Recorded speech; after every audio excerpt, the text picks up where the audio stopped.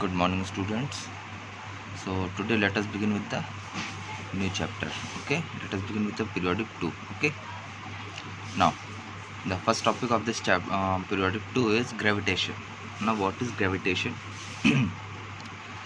Now, see, every object in the universe attracts other objects towards itself. मतलब जो भी object है, कोई भी ऑब्जेक्ट हो सकता है. For example, if two person are standing, ठीक है, both of them attract each other.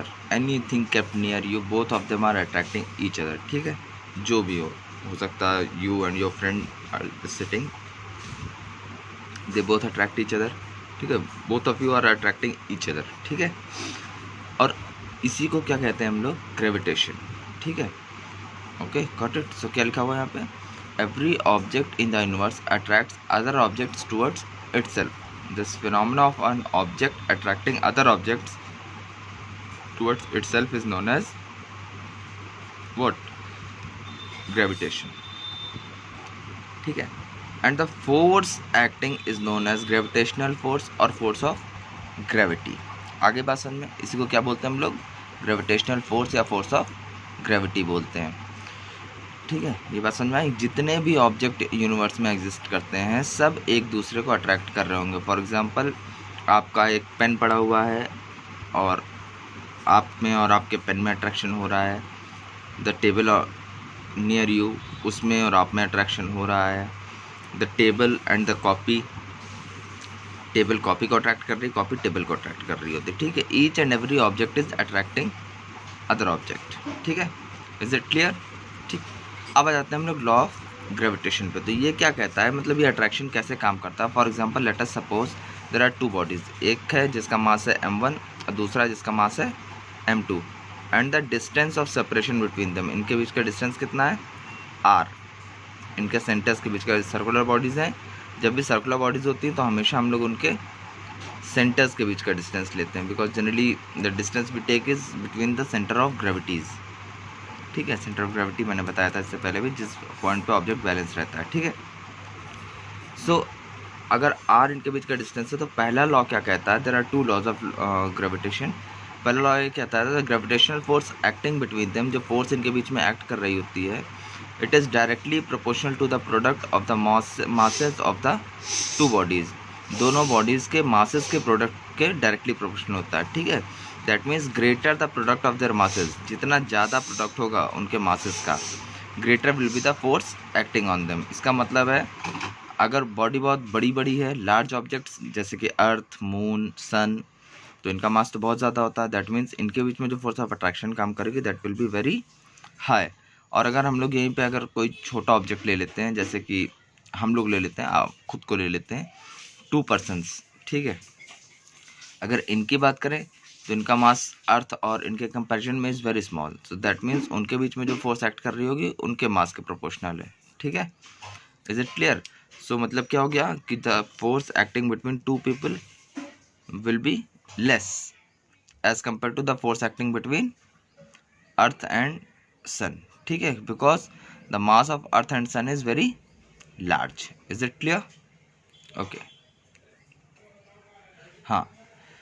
So you can see F is directly proportional to m1 into m2. अब ये कोई भी दो ऑब्जेक्ट्स हो सकते हैं, any two objects, whatever you can imagine. Is it clear? Now what does the second law से?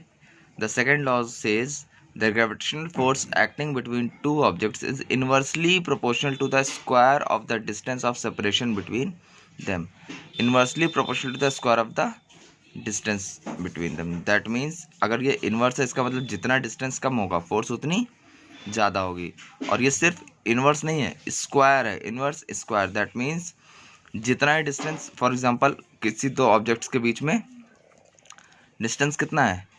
2 metre. तो फोर्स ऑफ अट्रैक्शन कितनी हो जाएगी? 4 टाइम्स हो जाएगी. 2 का square 4 times, the force will be 4 times. Is it clear? Yes. So जितना कम डिस्टेंस ऑफ सेपरेशन होगा फोर्स उतनी ज़्यादा होगी, और जितना ज़्यादा डिस्टेंस ऑफ सेपरेशन होगा फोर्स उतनी कम होगी. दैट मीन्स ये if they are the two objects, अगर इसका डिस्टेंस हम लोग बढ़ाते जाएं तो इनके बीच की फोर्स कम होती जाएगी, बट जितना इसको पास लाते जाएंगे उतना ही फोर्स बढ़ती जाएगी. Is it clear? ठीक है, yes, you can see the law again. पहला लॉ क्या कह रहा है, mass force is directly proportional to the product of the two masses, and दूसरा लॉ क्या कह रहा है, force is inversely proportional to the square of the distance between them. Okay, now if we combine the first and the second equation, पहली क्या थी, F is directly proportional to m1 into m2, और दूसरी क्या थी, F is inversely proportional to 1 upon R, F is inversely proportional to R square. अगर दोनों को कंबाइन कर दे तो what will get, F proportional to m1 into m2 upon R square. और ये मैंने पहले भी बताया, जब भी प्रोपोर्शनलिटी साइन हटता है कहीं से भी तो वहाँ पर एक क्या आता है, कांस्टेंट, और यहाँ पर कांस्टेंट क्या आता है, इट इज़ जी। ठीक, इस जी को हम लोग क्या कहते हैं, it is known as the universal gravitational constant. अब इसका नाम यूनिवर्सल ग्रेविटेशनल कांस्टेंट क्यों है, क्योंकि ये एक्चुअली में कांस्टेंट है। That means universal gravitational constant मतलब ऑल ओवर द यूनिवर्स, कहीं पर भी आप चले जाओ, the value of G will remain same, it will never change. इसीलिए इसको हम लोग क्या बोलते हैं, universal gravitational constant. Is it clear? Universal gravitational constant क्यों? क्योंकि इसकी वैल्यू हमेशा सेम रहती, it never changes. Is it clear? Okay, और इसकी जो वैल्यू होती है वो क्या होती है, 1.6 इंटू 10⁻11 न्यूटन मीटर पर केजी स्क्वायर। अब यहाँ से जरा ध्यान से देखिए, कुछ जगहों पे आपको वैल्यू ऐसी भी लिखी मिलेगी, 6.67 into 10⁻11 Newton metre square per KG square. Is it clear? Fine. अच्छा, अगर के तो वॉट एवर, सॉरी ये मैंने 1 लिख दिया, इट इज 6.6, ठीक है। नाउ सी, अब एक बात और मैं बता दूं आपको, if you have any confusion regarding the unit कि ये यूनिट कैसे आई, ठीक है, सो you can do one thing. मैंने पहले भी आप लोग को बताया, जब भी किसी की यूनिट निकालनी हो तो हमें यूनिट किसकी निकालनी है, जी की। अगर जी की यूनिट निकालनी है तो जी की जगह हम जी को हम लोग फॉर्मूला अगर बनाएंगे तो what it will become, F into R square upon m1 into m2। तो f की एसआई यूनिट क्या होती है, न्यूटन। डिस्टेंस की एसआई यूनिट क्या होती है, metre. That means it will become metre square upon mass की एसआई यूनिट होती है KG, so it becomes KG square. Now if you write it as newton metre square per KG square हो जाएगा। ठीक है, आगे बात समझ में। If you have any confusion regarding the unit की ये यूनिट कैसे आ गई, क्या हुआ, so I have already told you, जब भी ऐसा आपको यूनिट में कन्फ्यूजन हो जस्ट फॉर्मुलेट इट और उसके हिसाब से उसके एसआई यूनिट्स पुट कर दीजिए and you will get the unit of that quantity. Okay, हाँ, सो ये था आपका universal gravitational constant. Do not get it confused with acceleration due to gravity. Acceleration due to gravity is small G and that is acceleration, और ये क्या है, ये universal gravitational constant है। Got it? वो एक्सेलरेशन होता है जिसकी एसआई यूनिट क्या होती है, मीटर पर second square. Both of them are different things. अभी फर्दर जो टॉपिक्स हैं चैप्टर में, over there I will make it more clear, but अभी just keep it in your mind कि both of them are different things. Universal gravitational constant is different and acceleration due to gravity is different. अगर acceleration due to gravity की बात करेंगे, so it keeps on changing with place and time. ठीक है, but universal gravitational constant is constant everywhere. It remains same everywhere, wherever place in the universe you go. Space में चले जाओ, कहीं चले जाओ, सब जगह इसकी वैल्यू सेम रहेगी। बट अगर ग्रेविटी की बात करें तो स्पेस में gravity is 0। Is it clear? Okay, now this is very important, importance of universal law of gravitation. अब इस लॉ का इंपॉर्टेंस क्या है, ठीक है, जैसे मैं बेसिक्स बता देता हूँ। सबसे पहली चीज़ क्या है, it binds us to the earth. अगर हम लोग अर्थ से जुड़े हुए हैं, ठीक है, अगर हम लोग अर्थ को लीव करके, जैसे you know it very well कि we live on the earth, हम लोग अर्थ के ऊपर रहते हैं, अर्थ पर रहते हैं, अर्थ के अंदर नहीं रहते हैं।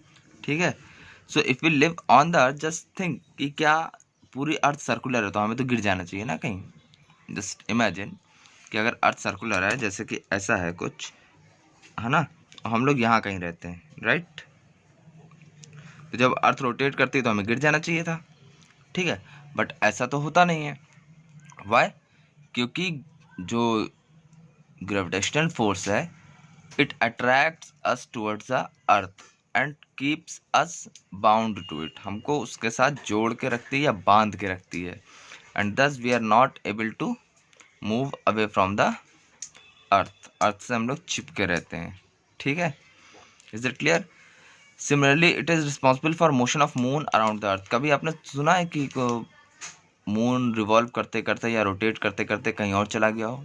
कभी नहीं, हमेशा अर्थ के अराउंड ही रोटेट करता है। या यू कैन से कि जो प्लैनेट्स होते हैं वो सन के अराउंड ही रिवॉल्व करते हैं। ठीक है, उनका जो मोशन होता है सन के अराउंड होता है, वो अपना कभी जो पाथ है, जो ऑर्बिट है, उसको छोड़ के कभी भागते नहीं हैं। ठीक है, इधर उधर उसके ऑर्बिट से दूर नहीं होते हैं, उसी ऑर्बिट में कंटिन्यूसली रोटेट करते रहते हैं। What is the reason?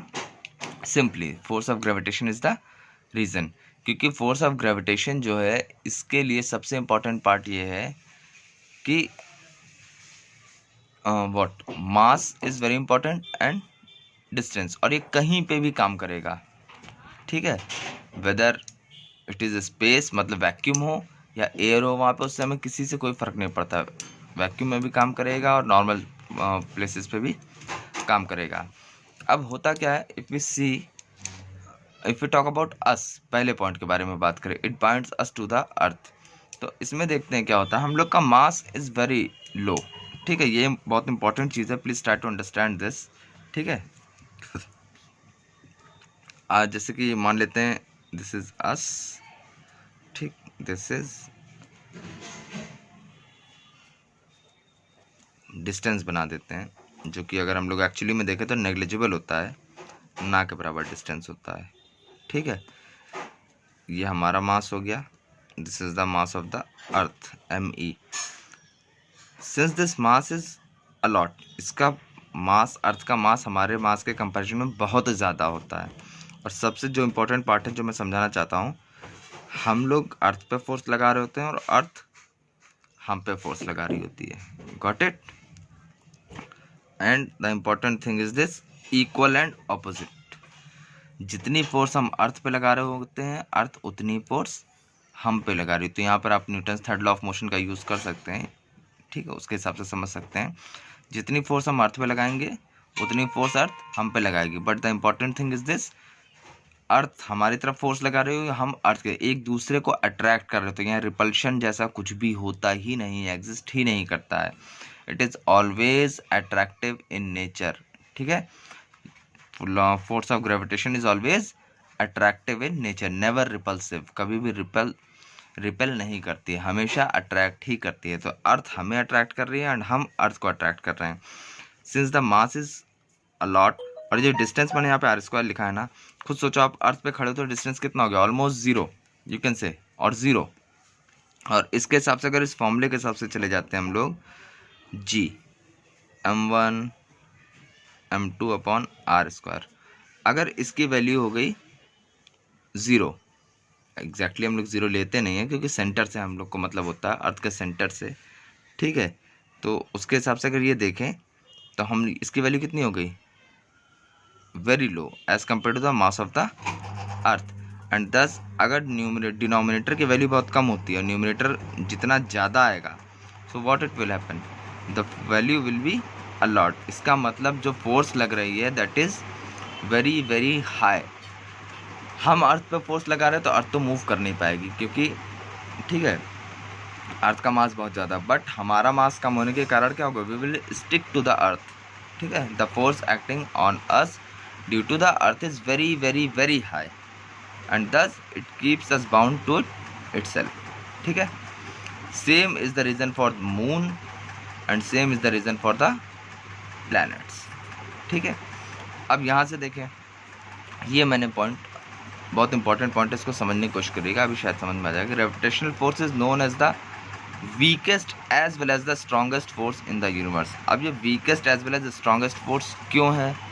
ठीक है, नाउ सी, जैसा कि अभी मैंने आप लोग को बताया, तो you all might be thinking, अभी सभी के दिमाग में ये बात ज़रूर चल रही होगी कि सर इस सेइंग कि कोई भी दो ऑब्जेक्ट्स रखे हैं and force of attraction is acting between them. ठीक है, तो जैसे कि if I take an example कि आपके और आपके आसपास कोई भी अगर बैठा हो या खड़ा हो उसके बीच में, two person, if you talk about two person, may be you and your father और मदर और sister, whosoever is sitting near you or standing near you, both of them will be attracting each other, both of them, ठीक है, दोनों एक दूसरे को attract कर रहे हैं, got it. But can you feel it, क्या कहीं से भी फील हो रहा है कि बोथ आर अट्रैक्टिंग इस तरह, कहीं खिंच के उधर गिर रहे हैं या कुछ ऐसा तो हो नहीं रहा है। दैट मीन्स फोर्स काम कर रही है पर पता ही नहीं चल रहा है।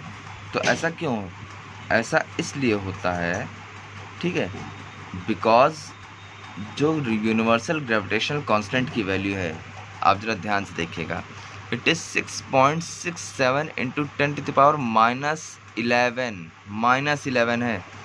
That means it is very very very very low, बहुत कम है, ऑलमोस्ट नेग्लेजिबल कह सकते हैं। इसकी वैल्यू अगर आएगी तो ऑलमोस्ट नेग्लेजिबल, ज़ीरो के बराबर। अगर आप इसको एक्सपैंड करके देख लेना, अपॉन 10⁻11 हो जाएगा ना, और फिर ज़ीरो लगाते जाना, लेफ्ट साइड में ज़ीरो बढ़ाते जाना, तो it's value will be almost negligible. यानी अगर बेसिकली देखा जाए तो जो फोर्स ऑफ अट्रैक्शन काम कर रही है वो किस पे डिपेंड कर गई। अगर इसको ये नेग्लेजिबल है तो इसको हटा ही देते हैं, एंड जस्ट थिंक कि ये m1 इंटू m2 और r² इसी पे डिपेंडेंट है, येस और नो। और अगर इसी पे डिपेंडेंट है तो दैट मीन्स जितना ज़्यादा प्रोडक्ट ऑफ मासेस आएगा उतना ज़्यादा फोर्स होगी, और जितना कम डिस्टेंस होगा उनके बीच में फोर्स उतनी ज़्यादा होगी। तो बेसिकली अगर देखा जाए यहाँ पर कांस्टेंट आता ज़रूर है, लेकिन सारा फोर्स जो डिपेंड करता है वो हमेशा मास पे डिपेंड करता है और डिस्टेंस पे डिपेंड करता है। तो यहाँ पे अगर ध्यान से समझा जाए तो नेग्लेजिबल है ना, यस और नो। इसकी वैल्यू आप जरा एक्सपैंड करके देखिएगा, फिर मैं जो कह रहा हूँ बहुत अच्छे से समझ में आ जाएगा।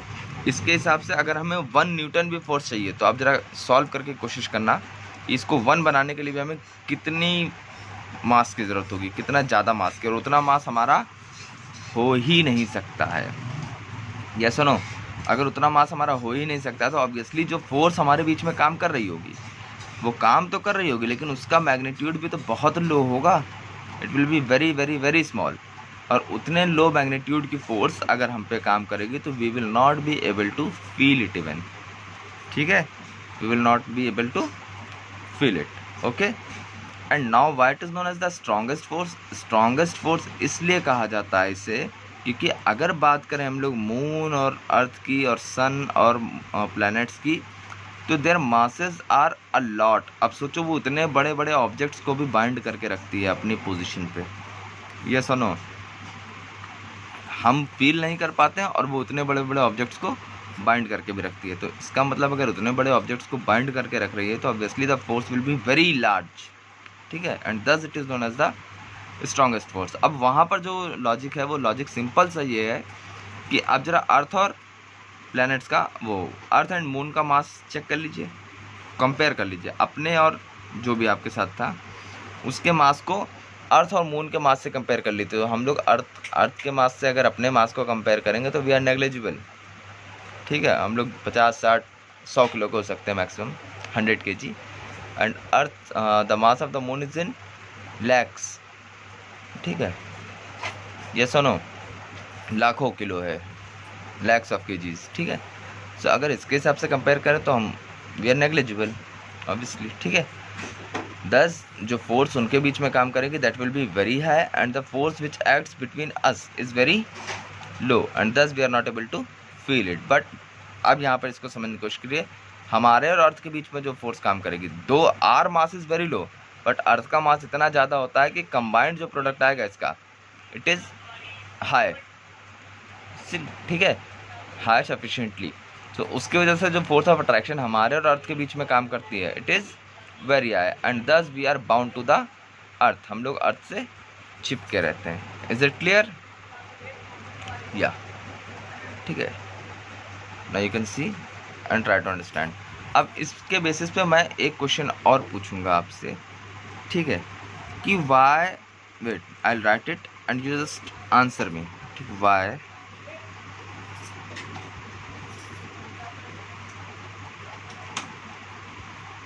we fall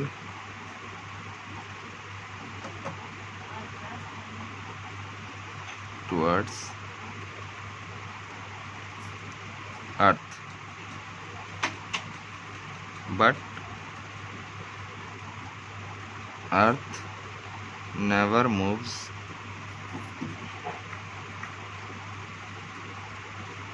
towards us. ठीक है, why we fall towards earth but